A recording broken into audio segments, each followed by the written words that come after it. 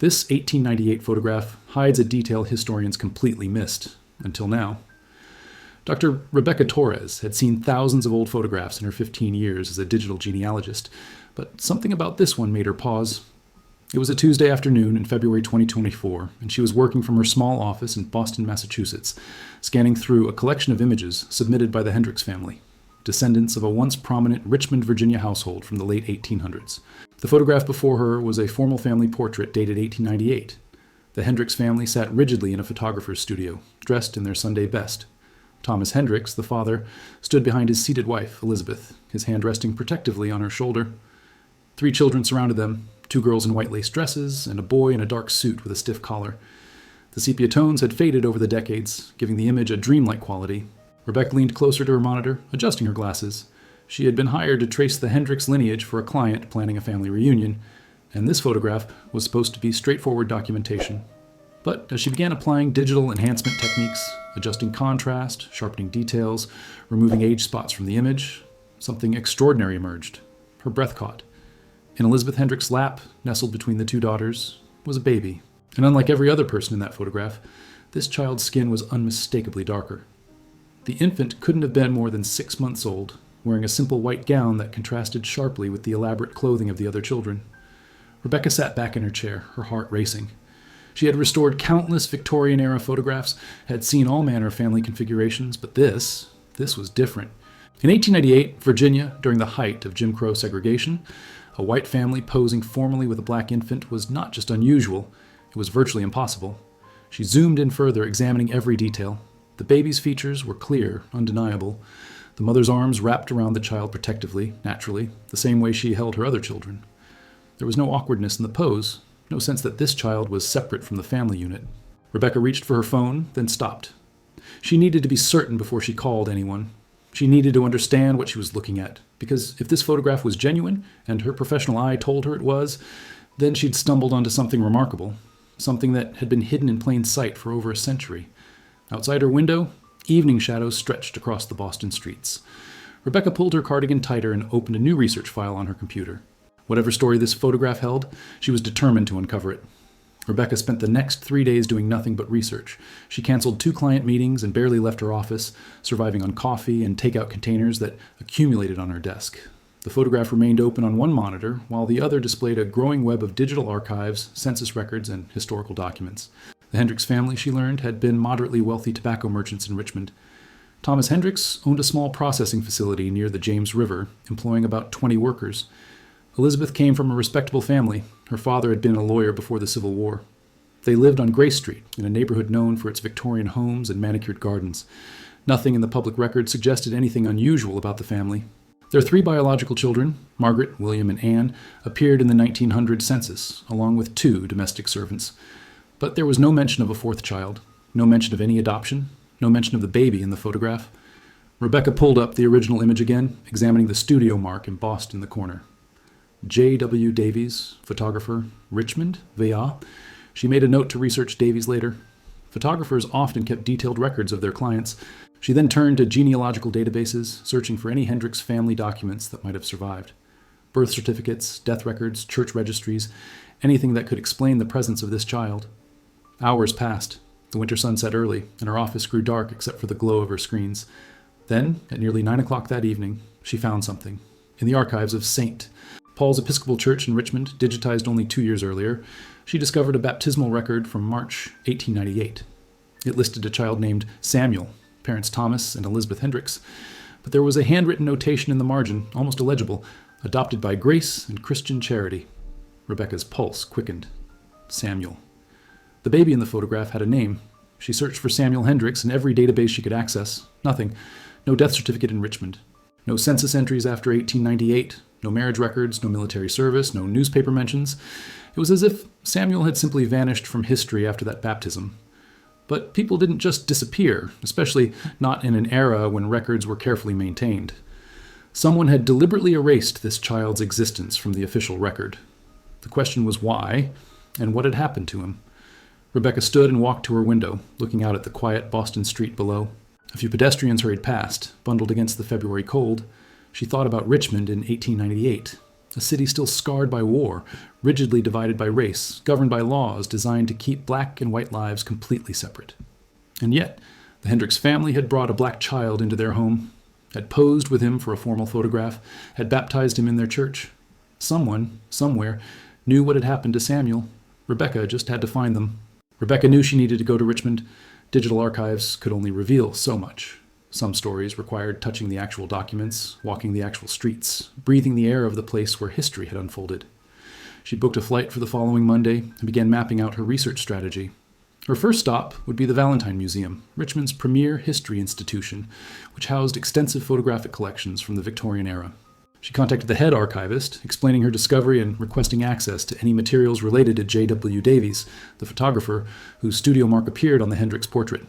The archivist, a man named Dr. Paul Winters, responded within hours. His email was brief but intriguing. "We have Davies's business records and several personal journals. I think you'll find them very interesting. How soon can you get here?" 4 days later, Rebecca sat in a climate-controlled reading room at the Valentine Museum, white cotton gloves on her hands, carefully turning the pages of a leather-bound journal dated 1897-1899. J.W. Davies had kept meticulous notes, not just about his business transactions, but about his clients, the social dynamics of Richmond, and his own observations on the world changing around him. She found the entry she was looking for on a page dated November 3rd, 1898. "Today I photographed the Hendricks family," Davies had written in careful script. "It was the most unusual sitting of my career. Mrs. Hendricks arrived with 4 children, not 3 as I expected. The youngest, an infant she called Samuel, is clearly of African descent. I must confess my shock, but Mrs. Hendricks spoke to me with such quiet dignity that I found myself unable to refuse her request." Rebecca's hands trembled slightly as she continued reading. She asked me to photograph the family as they are, all together, without pretense or separation. Mr. Hendricks stood silent but resolute beside her. I could see the weight of their decision in both their faces, the understanding of what this photograph might cost them if it were widely seen. Mrs. Hendricks told me the baby's mother had been their cook, a woman named Clara, who died bringing him into this world. "We made a promise to her," Mrs. Hendricks said. "We promised Samuel would be raised with love as one of our own." Davies continued, "I took the photograph, knowing it might be the most dangerous image I ever created. In this city, at this time, such a thing is not merely controversial. It is potentially criminal under our increasingly strict segregation laws. Yet I could not deny the love I saw in that family. Sometimes a photograph captures not just what is, but what should be." Rebecca sat back, her heart pounding. Here was confirmation, not just of Samuel's existence, but of the extraordinary circumstances that brought him into the Hendricks family. A promise made to a dying woman, an act of compassion that defied every social convention of the time. But the journal raised as many questions as it answered. What happened after the photograph was taken? How did the family navigate Richmond's brutal racial codes? And why had Samuel disappeared from all official records? Dr. Winters appeared at her shoulder. "Finding what you need?" "More than I expected," Rebecca said softly. "But I need to know what happened next. Are there city records from that period? Court documents? Anything that might mention the Hendricks family after 1898? Winters nodded slowly. "There's something else you should see. We have a collection of letters donated by a woman who claimed to be a distant Hendricks relative. They've never been fully cataloged. Most historians assumed they were just routine family correspondence, but given what you found," he paused, "they might tell the rest of the story. The letters were housed in 3 acid-free boxes, organized chronologically, but never thoroughly examined by researchers. Dr. Winters carried them to Rebecca's table with reverence, as if sensing they contained something precious that had long waited to be discovered. Rebecca began with the earliest letter, dated December 1898, just 1 month after the photograph had been taken. It was written by Elizabeth Hendricks to her sister Caroline, who lived in Philadelphia. "Dearest Caroline," the letter began in elegant cursive, "I write to you in confidence, knowing your generous heart will understand what others cannot. Thomas and I have taken in Clara's baby, the child she brought into this world at the cost of her own life. We have named him Samuel, and he is as much our son as Margaret, William, or Anne." Rebecca read carefully, noting the defensive tone, the anticipation of judgment even from family. "I know what you must be thinking," Elizabeth continued. "I know the dangers we face, the laws we are breaking simply by raising him under our roof as our child. But, Caroline, you did not see Clara's eyes as she held him those brief minutes before she passed. You did not hear her voice when she begged us to keep him safe. How could we turn away from such a plea? How could we call ourselves Christians and abandon an innocent child to an orphanage or worse?"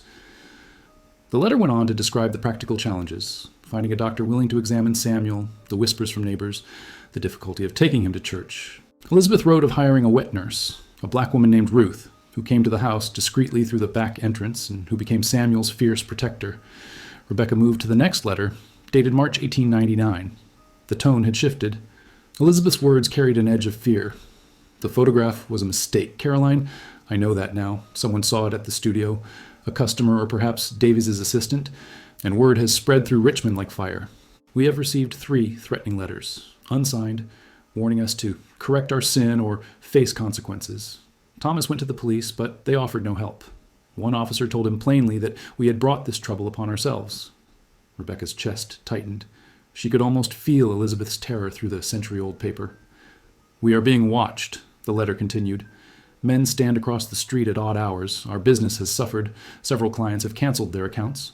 Margaret came home from school crying yesterday because the other girls won't speak to her. Even our church has grown cold. Reverend Morrison suggested, as delicately as he could, that perhaps Samuel would be better served in a colored orphanage. I wanted to scream at him. Instead, I simply took Samuel's hand and walked out of that sanctuary, and I will not return until they remember what sanctuary truly means. There were more letters, each documenting the family's increasing isolation. Friends stopped calling. Dinner invitations ceased. Thomas's brother wrote a cruel letter disowning them entirely, but through it all, Elizabeth's resolve never wavered. In every letter, she described Samuel's growth, his first smile, his attempts to crawl, the way Margaret sang to him each night. Then Rebecca reached a letter from July 1899, and the words made her blood run cold. They tried to take him, Caroline. They came in the night, men with torches, shouting that we were violating God's order and Virginia's laws. Thomas met them at the door with his rifle. I held Samuel upstairs, covering his ears while he cried, while our other children huddled terrified in Margaret's room. The men left, but not before promising they would return. We have 1 week, they said, to make this right. Rebecca's hands shook as she read Elizabeth's final words in that letter. We cannot stay in Richmond. We will not surrender Samuel, so we must disappear. Thomas has made arrangements. By the time you receive this, we will be gone. Pray for us, sister. Pray that love proves stronger than hate. The next box contained no letters from Elizabeth. Instead, Rebecca found a single envelope postmarked from a small town in Pennsylvania, dated 1901, addressed to Caroline. Inside was a brief note in different handwriting. Thomas's, Rebecca guessed. Caroline, Elizabeth wanted you to know we are safe. The children are well. That is all I can say. Please destroy this letter after reading. We cannot risk anyone tracing us. May God bless you for your kindness. T. That was the last letter in the collection. Rebecca sat in the silent reading room, processing what she had just learned. The Hendricks family had fled Richmond, abandoning their home, their business, their entire lives to protect Samuel. They had vanished deliberately, erasing themselves from history to save a child they had promised to love. But where had they gone? And had Samuel survived? Had he grown up safe? Or had the hatred that chased his family from Virginia ultimately destroyed them? She needed to find out, and she knew exactly where to start looking. Rebecca returned to Boston with copies of the letters and a burning determination to trace the Hendricks family's movements after they fled Richmond. The fragment of information she had, a postmark from Pennsylvania, dated 1901, was barely enough to start with, but she had worked with less before. She began systematically searching census records for Pennsylvania towns within 100 miles of Philadelphia, reasoning that Thomas might have chosen somewhere close enough to his sister-in-law for occasional contact, but far enough from Richmond to feel safe. She searched for families named Hendricks with the right age children, though she suspected they might have changed their name entirely. For 2 weeks, she found nothing. Every lead dissolved into dead ends. Then, late one evening, she decided to try a different approach. Instead of searching for the Hendricks name, she searched for family units matching their profile. A couple with 4 children, 3 white and 1 black, living together in Pennsylvania between 1900 and 1910. The search parameters were unusual enough that only 3 results appeared. 2 were clearly unrelated, but the third made Rebecca sit upright in her chair. In the 1900 census, for a small town called Meadowbrook, Pennsylvania, a rural community about 40 miles west of Philadelphia, there was a family listed under the name Henderson. Worse, household consisted of Thomas Henderson, age 42, occupation listed as merchant, his wife Elizabeth, age 39, and 4 children, Margaret, 12, William, 10, Anne, 8, and Samuel, 2. Samuel was listed as adopted, with his race marked as mulatto, an offensive term of that era for mixed-race individuals. Rebecca's heart raced. The ages matched perfectly, the first names matched, and the surname was close enough to suggest a deliberate but simple disguise. Henderson instead of Hendricks, a change that would be easy to remember but hard to trace without knowing what you were looking for. She immediately began searching for records related to the Henderson family in Meadowbrook. Within an hour, she had found a property deed from August 1899, just 1 month after Elizabeth's final letter from Richmond, showing Thomas Henderson purchasing a small farm on the outskirts of town. The deed was registered with a Philadelphia lawyer, and the transaction was conducted entirely through correspondence, suggesting Thomas never appeared in person to finalize the sale. Meadowbrook, Rebecca learned, had been a Quaker settlement. The Religious Society of Friends had a long history of opposing slavery and supporting racial equality. It would have been one of the few communities where a family like the Hendersons might find acceptance, or at least tolerance. She found a reference to the Henderson children attending a one-room schoolhouse that accepted students regardless of race, highly unusual for the time. There was a mention of Elizabeth Henderson in the records of the local Friends Meeting House, where she apparently taught Sunday school. But there was something else, something that made Rebecca's investigation suddenly urgent. In a local newspaper archive from 1903, she found a brief article about a fire on the Henderson farm. The report was matter-of-fact. A barn had burned down in the middle of the night, and while the family escaped unharmed, they had lost most of their livestock and winter provisions. The fire was ruled accidental, but a letter to the editor, published 2 days later, told a different story. A resident wrote cryptically about outside agitators and trouble following those who defy the natural order, suggesting that not everyone in Meadowbrook had welcomed the Henderson family. Rebecca sat back, her mind racing.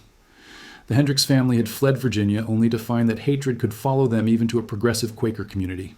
They had changed their name, started over, built a new life, and still faced threats. She needed to know what happened next. Did they stay in Meadowbrook? Did Samuel grow up there? Did he survive to adulthood? Or had the violence of that era eventually claimed him? The next morning, Rebecca booked a train to Pennsylvania. The town of Meadowbrook looked much as it must have in 1900, a cluster of stone buildings surrounded by rolling farmland, with the main street barely 2 blocks long. February frost clung to the bare trees, and smoke rose from chimneys into the gray sky. Rebecca had rented a car at the Philadelphia airport and driven the winding roads to this place where the Hendricks family had sought refuge over a century ago. Her first stop was the Meadowbrook Historical Society, housed in a converted Quaker meeting house. A woman in her 70s, introducing herself as Dorothy Chen, greeted Rebecca at the door. "You must be Dr. Torres," Dorothy said warmly, extending her hand. "I got your email about the Henderson family. I've been doing some digging myself since you wrote. Come in, it's freezing out there." The interior was cozy, heated by a wood stove in the corner. Shelves lined the walls, filled with leather-bound volumes, photograph albums, and archival boxes. Dorothy led Rebecca to a wooden table where she had already laid out several documents. "The Henderson family is well remembered here," Dorothy began, settling into a chair. "Though not under that name for very long. When I saw your inquiry, I realized you were talking about the family we know as the Carters." Rebecca's eyes widened. "They changed their name again?" Dorothy nodded. "Around 1904, according to our records. After the barn fire, things got complicated. There was a faction in town, newcomers mostly, not original Quaker families, who didn't approve of how the Hendersons were raising Samuel. They made life difficult. Petitions to the school board, complaints to the constable, that sort of thing." She pulled out a yellowed newspaper clipping. Then something remarkable happened. The original Quaker families, the ones whose ancestors founded this town, they rallied around the Hendersons, publicly defended them at town meetings. One family, the Whitcombs, even offered to legally adopt Samuel to protect him from any custody challenges, though the Hendersons refused to give him up. Dorothy's finger traced a line in an old ledger. But Thomas and Elizabeth knew the attention was dangerous, so they moved to a different property about 5 miles out of town, changed their name to Carter, and the Quaker community essentially closed ranks around them. If you asked anyone in town about the Hendersons, they'd tell you the family moved to Ohio after the fire. But the Carters? They'd been here all along. Rebecca felt a chill that had nothing to do with the weather. "And Samuel? What happened to him?" Dorothy smiled, a mysterious expression crossing her face. "That's where it gets interesting. Let me show you something." She walked to a cabinet and retrieved a photograph album, handling it with care. Opening it to a marked page, she turned it toward Rebecca. The photograph showed a young man, perhaps 20 years old, standing in front of a modest wooden building. He was black, dressed in a suit, holding a book. The sign on the building behind him read, "Meadowbrook Community School." "Samuel Carter," Dorothy said quietly, "taken around 1916. He became a teacher, Dr. Torres, right here in Meadowbrook. He taught reading and arithmetic to children of all backgrounds for nearly 40 years. Rebecca's throat tightened. She reached out to touch the photograph, then stopped herself. "He stayed. After everything his family went through, he stayed in this town?" "He did more than stay. He became one of its most beloved citizens. When Thomas died in 1912, Samuel took over the family farm. When Elizabeth passed in 1923, he cared for his sisters until they married. He never left Meadowbrook, and this community never let him down again, not after those early years. The town learned from its mistakes. Dorothy turned another page, revealing a group photograph from 1945. An older Samuel stood among a diverse group of students, his arm around the shoulders of a young black boy on one side and a white girl on the other. His face showed deep lines, but his eyes were bright, kind. He never married, Dorothy continued. Devoted his whole life to education and to this community. When he died in 1959, nearly 300 people attended his funeral. Black, white, Quaker, Catholic, Methodist. Everyone came. They buried him in the Friends Cemetery next to his parents. All three graves bear the name Carter. Not Henderson, not Hendricks. That secret went with them. Rebecca wiped at her eyes, surprised by the emotion welling up. Did anyone know? About Richmond? About who they really were? Not for certain, though there were always rumors. Samuel kept a private journal. We have it here. He never wrote explicitly about Richmond, but there are passages that suggest he knew his story was unusual, that his parents had sacrificed everything for him. Dorothy walked to another shelf and returned with a slim, leather-bound journal. Before I show you this, I should tell you, Samuel had no children, no direct descendants. But his students, their children and grandchildren, they're all over this area. Many still live in Meadowbrook. Samuel's legacy isn't in blood. It's in the hundreds of lives he touched. She opened the journal to a page marked with a ribbon. He wrote this entry on his 50th birthday in 1948. Rebecca read the elegant handwriting. Today I am 50 years old, and I find myself thinking of my mother, both my mothers, Clara, who gave me life and whose face I never knew, and Elizabeth, who gave me love and whose face I remember in every detail. I was born into a world that said I could not be part of this family, that love could not cross the lines drawn by men's hatred. But my parents proved that world wrong. They lost everything to prove it wrong. I have spent my life trying to honor that sacrifice, trying to build a world where no child has to be hidden, where no family has to flee because they dared to love. I do not know if I have succeeded, but I have tried. I have tried. Rebecca's hands trembled as she closed the journal. The weight of the story pressed against her chest. The courage of Clara asking a white family to protect her child. The extraordinary decision by Thomas and Elizabeth to risk everything, and the years of running and hiding, and finally Samuel's quiet triumph, living a full life despite a world designed to deny him that chance. There's one more thing, Dorothy said softly. She reached into her pocket and pulled out a small photograph, different from the others. This was found in Samuel's belongings after he died. He kept it his entire life. It was the 1898 Richmond photograph, the same image Rebecca had discovered months ago in Boston. Samuel had carried this picture through every move, every name change, every threat. It was creased and faded, but preserved with obvious care. On the back, in Elizabeth's handwriting, were 5 words: our family, together, always. Love. Rebecca stared at the photograph, seeing it now with completely different eyes. This wasn't just historical evidence. This was a love letter across time, a promise kept against impossible odds. Dorothy suggested that Rebecca speak with some of Meadowbrook's older residents, people who had known Samuel Carter personally or whose parents had been his students. That afternoon, she arranged a gathering at the Historical Society, and by 3 o'clock, 6 elderly men and women had assembled in the warm meeting room. The oldest among them was a man named James Warren, 92 years old, who moved slowly but whose eyes were sharp and clear. He settled into a chair near the wood stove and studied Rebecca with open curiosity. Dorothy tells me you've been researching Samuel's family, he said. About time somebody did. Samuel was the best teacher I ever had, and I went on to get a college degree. That tells you something. The others nodded in agreement. A woman named Helen introduced herself as the daughter of one of Samuel's first students. My father spoke of him constantly, she said. He always said Mr. Carter saved his life, though he never explained exactly what he meant by that. Rebecca pulled out her notebook. Well, can you tell me what Samuel was like? What you remember about him? James leaned back, a smile crossing his weathered face. He was patient, that's what I remember most. Some of us came to school barely knowing our letters. Farm kids, you understand? Working from dawn to dark most days. Samuel would stay late, sometimes until the sun went down, helping us catch up. Never made you feel stupid, never gave up on you. He had this way of making every subject interesting, Helen added. My father said Mr. Carter could teach mathematics using the crops in the field, history using the very ground they stood on. He made learning feel important, like it mattered for our lives, not just for passing some test. Another woman, Martha, spoke up quietly. My mother was one of the only black families in Meadowbrook in the 1930s. She said Mr. Carter was the reason she stayed in school. Other children teased her, and even some adults made her feel unwelcome, but Mr. Carter treated her exactly the same as every other student. She said he understood what it felt like to be different, to have people question whether you belonged. Rebecca's pen moved quickly across the page. Did Samuel ever talk about his childhood? About where he came from? The room grew quiet. James exchanged glances with the others before speaking. Not directly, no, but we all knew, or at least suspected, that his story was unusual. Samuel was the only black member of the Carter family, and in a small town, people noticed things like that. There were whispers, speculation. Some folks said he'd been adopted from an orphanage. Others had wilder theories. But Samuel never addressed it? Rebecca asked. Once, Martha said, her voice soft with memory. I wasn't there, but my mother told me about it. It was 1954, right after the Brown versus Board of Education decision. The school board was arguing about what it meant for Meadowbrook, even though our school had always been integrated. Some newer residents wanted to establish separate classrooms. Samuel stood up at a public meeting. My mother said she'd never seen him so angry, and he told them that he himself was proof that love and family had nothing to do with the color of anyone's skin. He said his parents had risked everything to prove that, and he would not stand by and watch this community forget that lesson. James nodded. After that speech, the separate classroom idea died. Nobody wanted to challenge Samuel on that subject. He had too much respect, too much moral authority. Helen leaned forward. There was something else, something my father mentioned once.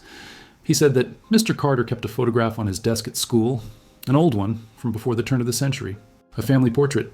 My father only glimpsed it once or twice because Samuel usually kept it in a drawer, but he said it showed a white family with children, and Samuel was in it as a baby. My father said he never asked about it because the way Samuel looked at that photograph, the tenderness in his expression, made it clear it was sacred to him. Rebecca felt her eyes burning. The photograph had meant everything to Samuel. Evidence that he had been loved, that he had belonged, that his family had been real despite what the world tried to tell him. Did Samuel seem happy? Rebecca asked, surprising herself with the question. I know about everything his family went through, all the persecution and fear. Did he carry that with him, or did he find peace? The room was silent for a long moment. Then James spoke, his voice thick with emotion. Samuel Carter was the most peaceful man I ever knew. Not because he'd had an easy life, I think we all understood that he hadn't, but because he'd made peace with his story. He told me once, when I was struggling with something, that we don't get to choose what the world hands us, but we do get to choose what we do with it. He chose to teach, to give other children the gift his parents had given him, the belief that they mattered, that they could be anything. He died too young, really, Helen added. Only 61, heart attack, very sudden. But what a life he'd lived, what a difference he'd made. Martha stood and walked to the window, looking out at the winter landscape. You know what I think about sometimes? Samuel's parents gave up everything for him, their home, their name, their whole life in Richmond, and Samuel honored that sacrifice by giving his life to others. That's a kind of beautiful symmetry, isn't it? Love answered with love. Rebecca closed her notebook, unable to write any more. These people were giving her something more valuable than facts or dates. They were giving her the emotional truth of Samuel's life. He hadn't just survived, he had thrived. He had transformed the pain of his childhood into purpose. As the gathering ended and the elderly residents prepared to leave, James approached Rebecca one last time. Are you going to write about this? About Samuel and his family? I think I have to, Rebecca said. Their story deserves to be known. James nodded approvingly. Then do it right. Don't make it just about suffering and persecution. Samuel wouldn't want that. Make it about what his parents proved. That love is stronger than hate. That family is what we choose to make it. That courage can be quiet and still change the world. Rebecca promised she would. As she watched James walk slowly toward the door, leaning on his cane, she realized that Samuel's legacy wasn't just in history books or archives. It was in people like James, who carried his lessons forward, who believed what he had taught them, that every person mattered, that kindness was revolutionary, that love could conquer the darkness. The next morning, Dorothy took Rebecca to the Friends Cemetery on the edge of Meadowbrook. The graveyard was simple and austere as Quaker tradition demanded. No elaborate monuments, just modest headstones marking the resting places of generations of faithful. Snow had fallen overnight, a light dusting that made everything quiet and peaceful. They walked through the rows until Dorothy stopped at 3 stones sitting side by side. Thomas Carter died 1912. Elizabeth Carter died 1923. Samuel Carter died 1959. The stones were identical in size and style, giving no indication that two had been born Hendricks and lived as Hendersons before finally becoming Carters. Rebecca knelt in the snow before Samuel's grave, placing her gloved hand on the cold stone. She thought about the baby in the photograph, wrapped in white, held by a woman who had promised his dying mother to love him. She thought about the little boy who had been carried away in the night from Richmond, too young to understand why strangers wanted to hurt him. She thought about the teenager who had grown up knowing he was different, but never doubting that he was loved. And she thought about the man who had spent 4 decades teaching children, passing on the gift his parents had given him. I have something to show you, Dorothy said quietly. She handed Rebecca a manila folder. This was delivered to the Historical Society in 1975, 16 years after Samuel died. It came from a lawyer in Philadelphia with instructions that it be opened and preserved as part of Meadowbrook's permanent record. Rebecca opened the folder. Inside was a handwritten document several pages long in Samuel's distinctive script. It was dated December 1958, just months before his death. "My name was not always Samuel Carter," it began. "I was born Samuel Hendricks in Richmond, Virginia, in March 1898. My mother, Clara, was a cook in the home of Thomas and Elizabeth Hendricks. She died bringing me into this world, and with her dying breath, she asked the Hendricks family to protect me. They did more than that. They made me their son." Rebecca read on, her breath forming clouds in the cold air as Samuel's story unfolded in his own words. He described the persecution his family had faced, the threats, the frightening night when men with torches had surrounded their home. He wrote about the flight from Richmond, the fear and confusion he had been too young to fully understand, but had absorbed from his parents' anxiety. "We came to Pennsylvania and became the Hendersons," Samuel wrote. "But even here we were not safe. The hatred that had chased us from Virginia found us again. After our barn burned, my parents made the hardest decision of their lives. They changed our name once more and moved us to the outskirts of town, away from prying eyes." He described growing up knowing he was different, understanding that his family's love for him had cost them everything. "My sisters never resented me, never made me feel like a burden, though they too paid a price for their parents' decision. Margaret faced ridicule at school. William lost friendships. Anne was rejected by a young man's family because her brother was black. Yet none of them ever blamed me. We were a family, bound not by blood alone, but by choice, by sacrifice, by love that refused to be destroyed." Samuel wrote about his mother Elizabeth's final days in 1923. "She held my hand and told me she had never regretted a single moment, that I had brought joy to her life, that loving me had been her greatest privilege. She made me promise to live fully, to never let the cruelty of the past define my future. I have tried to keep that promise every day of my life." The final page contained his reflection on why he was finally revealing the truth. "I am writing this because I am dying. My heart is failing and the doctors have given me little time.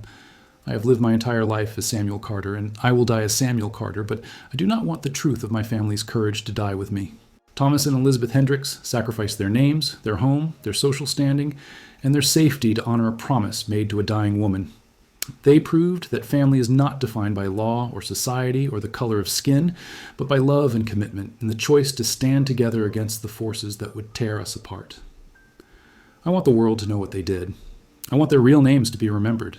I want other families who face persecution for loving across racial lines to know they are not alone, that others have walked this path before them, that love has always been stronger than hate." Rebecca's vision blurred with tears. She looked up at Dorothy, who was crying as well. "He kept this secret his entire life," Rebecca said. "Carried it alone so his family could stay safe." "And then he gave us the truth," Dorothy replied, "so their sacrifice wouldn't be forgotten, so their courage would inspire others."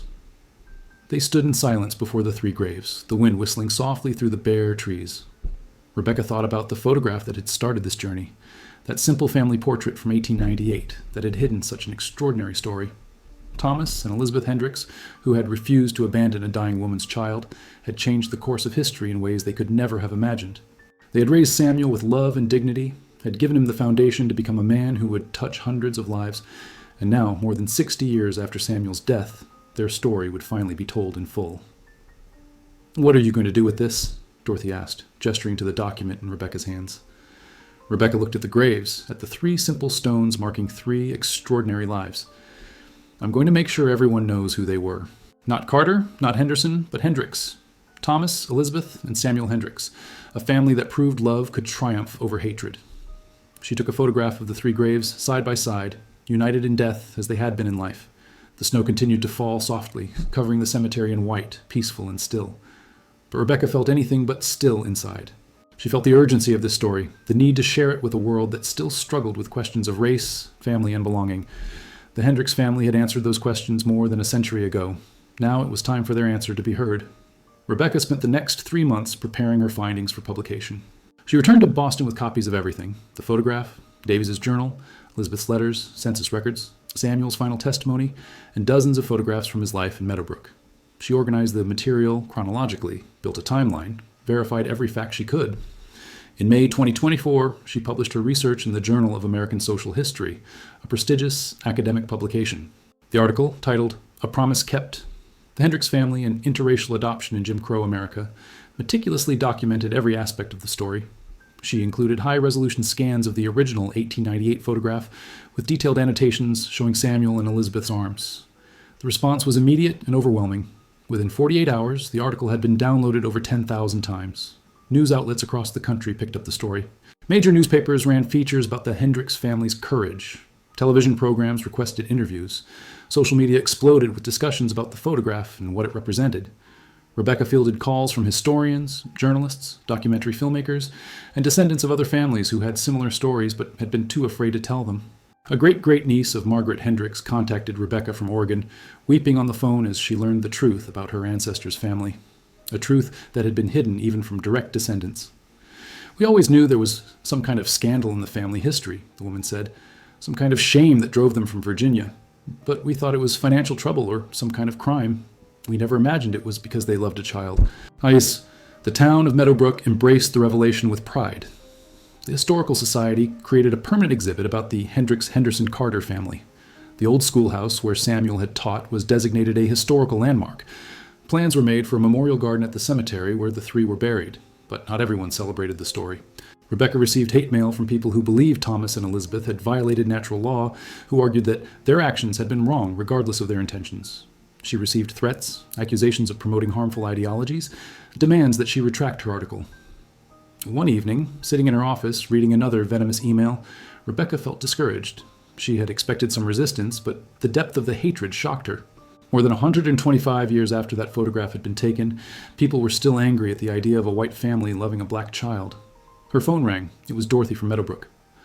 "I just wanted to check on you," Dorothy said. "I saw some of the reaction online, and I know it must be hard." "It is," Rebecca admitted. "I keep thinking about what Elizabeth wrote in her letters, about the threats they received. It's like nothing has changed." But everything has changed," Dorothy replied gently. "Samuel grew up safe. He lived a full life. He taught hundreds of children. The Hendricks family won, Rebecca. Love won.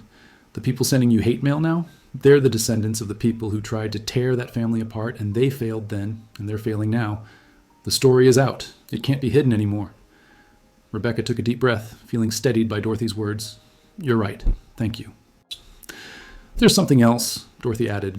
"We've been contacted by families from all over the country who have similar stories, interracial adoptions and marriages from the late 1800s and early 1900s that were kept secret, hidden, erased from family histories. They're coming forward now because of your article. They're reclaiming those stories. You've opened a door that's been locked for over a century." After they hung up, Rebecca sat quietly in her office. She pulled up the digital copy of the 1898 photograph on her screen and studied it once more. Thomas standing protectively behind his family. Elizabeth holding Samuel with the same natural affection she showed her other children. The three older children arranged around them, united as a family. This photograph had been taken as an act of defiance, a declaration that love transcended the brutal racial codes of its time. It had been hidden for generations, carried secretly by Samuel through his entire life, preserved as evidence of a truth too dangerous to speak aloud. Now it was becoming something else, a symbol of hope, proof that people had always fought against injustice, that families had always formed across the boundaries society tried to enforce. Rebecca began writing again, this time not an academic article, but a book proposal. If the journal article had reached thousands, a book could reach millions. She would expand the story, include more context about the era, interview more descendants of Samuel's students, explore the broader implications of what the Hendricks family had done. She worked late into the night, energized by a sense of purpose. Thomas, Elizabeth, and Samuel Hendricks had sacrificed everything to prove that family could transcend race. They had lived in fear and hiding, but had never surrendered their love for each other. The least Rebecca could do was make sure their courage was never forgotten again. 18 months after Rebecca's initial discovery, her book, The Promise, The Hendricks Family, and the True Meaning of Love, was published by a major press. It became an immediate bestseller, spending 12 weeks on the New York Times bestseller list and sparking conversations across the country about race, family, and adoption. The book tour took Rebecca to 30 cities, where she spoke to packed auditoriums about the photograph and the extraordinary people it depicted. She met descendants of Samuel's students, now in their 70s and 80s, who shared stories of how his teaching had shaped their lives and the lives of their children. In Richmond, Virginia, the city that had driven the Hendricks family away, a ceremony was held to honor their memory. A historical marker was installed on Gray Street, near the location of their original home, describing their courage and the price they paid for loving across racial lines. The mayor issued a formal apology for the persecution they had endured, acknowledging the city's shameful history and commitment to remembering it honestly. The most moving event came in October 2025, when Rebecca was invited to Meadowbrook for the dedication of the Samuel Carter Memorial Garden. The cemetery where he was buried had been expanded to include a meditation space with benches, flowering trees, and a bronze plaque telling the story of the Hendricks family. Over 200 people attended the dedication ceremony, including descendants of Samuel's students, representatives from Quaker organizations, civil rights activists, and families who had been inspired to share their own hidden histories of interracial love and adoption. An elderly black woman named Grace, who was 94 years old, spoke at the ceremony. She had been one of Samuel's last students before he died.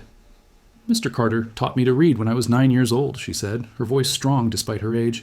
"He taught me that I was just as smart as any other child, just as worthy of education and respect. But more than that, he taught me by his very existence that love was more powerful than hate. He showed me that there had always been people willing to stand against injustice, willing to sacrifice for what was right. That gave me courage to face my own struggles, to fight my own battles. Mr. Carter's parents gave him the gift of love, and he spent his life giving that gift to others. That's a legacy that will never die." As Grace finished speaking, a young interracial family approached the memorial, a white woman, a black man, and their 3 children. They laid flowers at the plaque, and the mother explained quietly to her children who Samuel Carter had been and why his story mattered. Rebecca watched them, tears streaming down her face. This was why the story needed to be told, not just as history, not just as an interesting academic discovery, but as evidence that love had always found a way, that families had always formed despite the hatred arrayed against them, that courage had always existed even in the darkest times. That evening, Rebecca stood alone at the 3 graves as the sun set over Meadowbrook.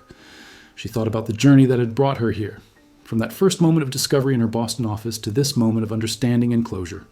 The 1898 photograph had been hidden for over a century, a dangerous secret kept to protect a family that had dared to love in defiance of every law and custom of their time.